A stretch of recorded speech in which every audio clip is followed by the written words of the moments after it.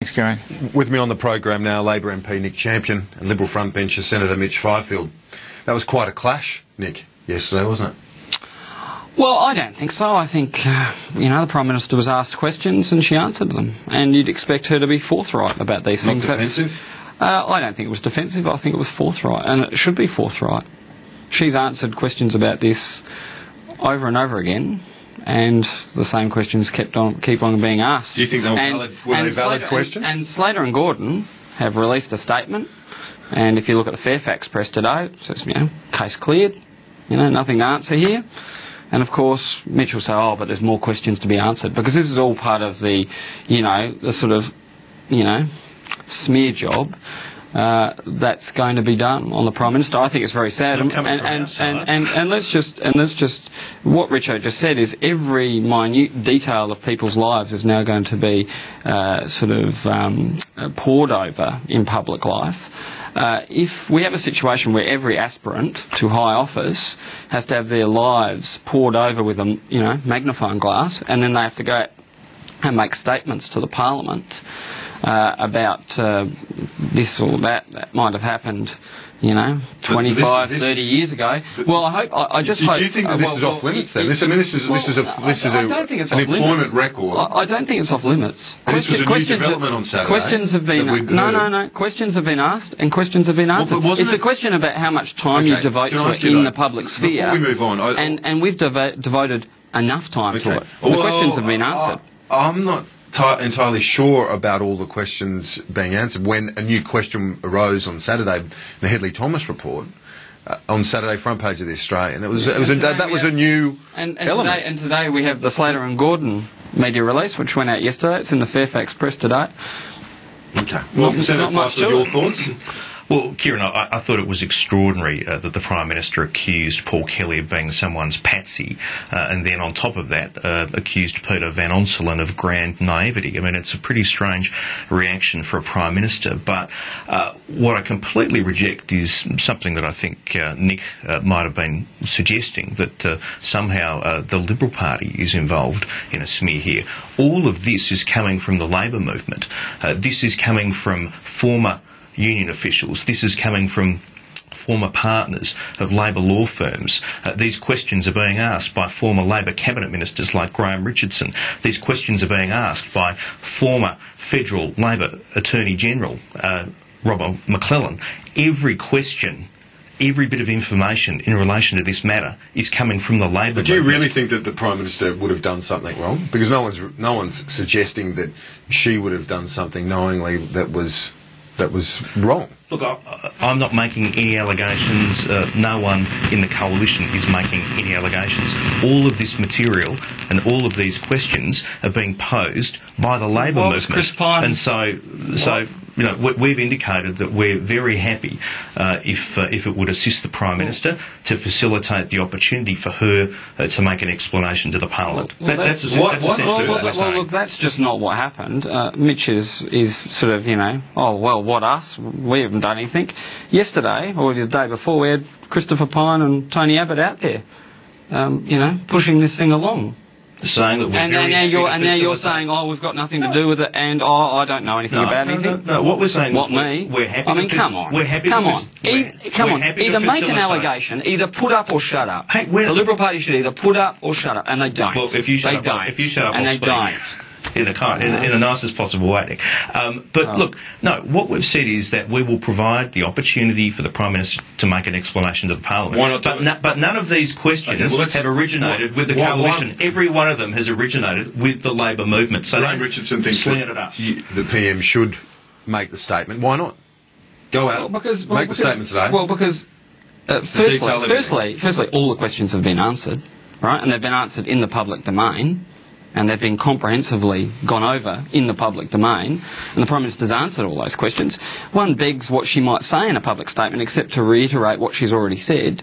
And the second thing is, look, are we going to really have a situation where anybody can go out there and make allegations and then the Parliament has to spend its time answering them? And if that's a test, we're not going to get much done in this building, are we? Okay. Because we're going to spend all our time going through, what happened 25 years ago. There's an important point. These these questions are being raised by her own side, All right, not by let's us. take a break. We'll be back with the Assange matter and also talk of more education funding for private schools. So a quick break and we'll be right back. Stay with us. This is AIM Agenda. Thanks for your company this morning. Let's look now at Julian Assange's comments to his supporters from the balcony of the Ecuador Embassy in London. We must use this moment to articulate the choice that is before the government of the United States of America. Will it return to and reaffirm the values, the revolutionary values it was founded on? Or will it lurch off the precipice, dragging us all into a dangerous and oppressive world in which journalists fall silent under the fear of prosecution and citizens must whisper in the dark? With me on AIM Agenda, Nick Champion and Senator Mitch Fifield. Nick Champion, should the government be doing more? The Greens say there needs to be diplomatic, political intervention and a diplomatic or political solution to this, not just consular support. Should the Foreign Minister try and be the honest broker, say, between Ecuador and the UK? Well, no. Look, Australians overseas who are charged with criminal matters get consular support. And that's what Mr Assange has got. 60 interactions between our consular officials and his legal team. And I believe that's the correct way to go about things. I mean, one wonders, you know, what diplomatic political solution there are to criminal allegations or to criminal charges. But there seems to me to be a pretty straightforward extradition matter. There is an argument that the Swedish authorities could question him in London, though, and why aren't they doing that? So couldn't he put some pressure on them to do that? Well, I mean, they're a pretty complex, and I would have thought, well thought out, well sort of grounded extradition proceedings in the United Kingdom. You know, people who are charged in other countries have to. That's why we have extradition laws. I mean, all those questions can be answered there and then. This is a bizarre impasse, isn't it? And it's hard to see how it's going to be resolved, Senator Fifield, isn't it? And as far as Tony Abbott's concerned, he's of a similar view to the Labor Party that Mr Assange should only get the same support that any other Australian would receive. Oh, look, it is a pretty unusual set of circumstances, but I don't think that there's an argument for Mr Assange to get more help or assistance than any other Australian who finds themselves in difficulty. I mean, I saw Senator Scott Ludlam say that consular assistance is what you get when you lose your passport. Mr Assange deserves something more. Well, that's not right.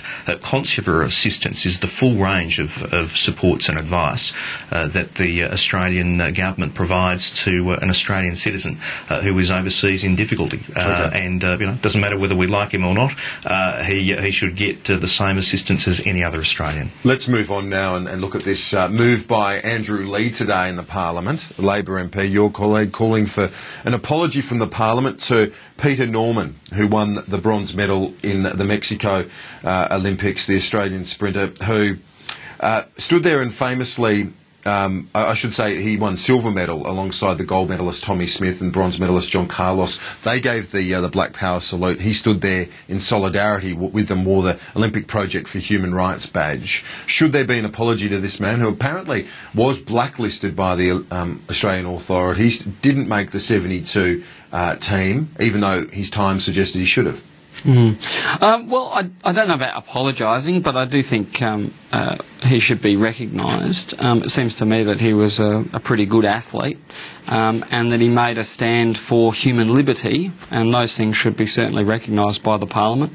And where we can provide redress for any wrongs that were made at the time, perhaps a little excessive behaviour on the part of officialdom, I think we should. What do you think?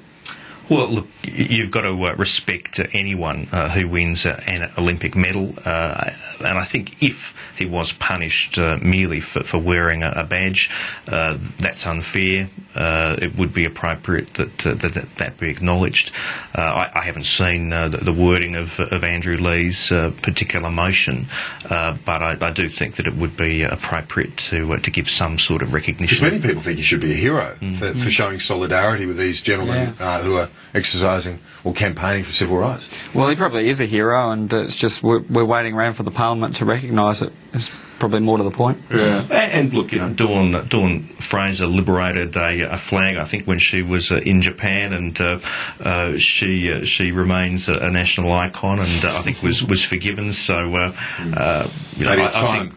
Maybe it's time to recognise Peter Norman. Let's look at the education funding issue just quickly. We've only got about a minute or 2 minutes left.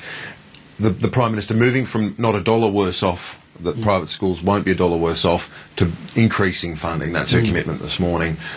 Obviously a move to try and get the debate back into something where you believe that's a government strength? Well, some of the top school systems in the world are in our region, and we're not part of that, and we need to be part of that, which is why we need to increase our funding. It's an economic argument, not just an education one, and I go to poor schools in my electorate all the time and find them starved for resources, and what this is all about is about making sure that kids in poor areas, get the resources they need to be skilled, to get high wage, high skill jobs. Senator Fifield, your thoughts to wrap up? Look, the Prime Minister should release the government's full response to Gonski, including the modelling. I don't trust her that there won't be a schools hit list. She said that she wouldn't means test the private health insurance rebate. She did. She said she wouldn't introduce a carbon tax. She has. I don't think she can be trusted or believed on this. Okay. Senator Fifield and Nick Champion, gents, good to see you. Thanks. Thanks. Have a good day. And now the